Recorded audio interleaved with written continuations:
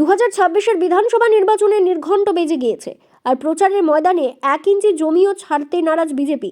আজ বীরভূমের রামপুরহাট বিধানসভা কেন্দ্রে দিনভর ঠাসা কর্মসূচিতে ব্যস্ত থাকলেন বিজেপি মনোনীত প্রার্থী ধ্রুব সাহা।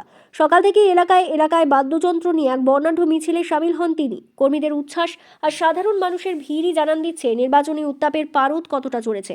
প্রার্থীর আজকের প্রচারের স্টাইল ছিল দেখার মতো।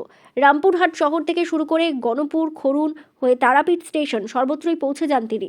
জনসংযোগের ফাঁকে রাস্তার মোড়ে মোড়ে বয়োজ্যেষ্ঠদের আশীর্বাদ নিতে দেখা গেল ধ্রুব সাহাকে।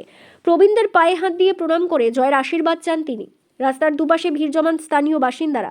তবে এই প্রচার কেবল আশীর্বাদে সীমাবদ্ধ ছিল না। মাইকিং করে জায়গায় জায়গায় বক্তব্য রাখার সময় শাসক দল তৃণমূলের বিরুদ্ধে তীব্র আক্রমণ করেন ধ্রুব সাহা।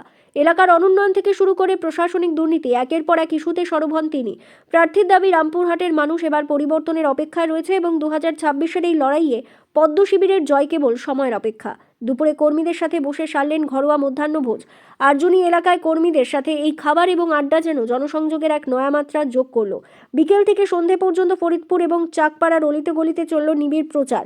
সব মিলিয়ে রামপুরহাটে আজ ধ্রুব সাহার এই জনসম্পর্ক অভিযান গেরুয়া শিবিরকে বাড়তি অক্সিজেন দিচ্ছে বলেই মনে করা হচ্ছে। বীরভূম থেকে অনির্বাণ পাজার রিপোর্ট, বিগ নিউজ বাংলা।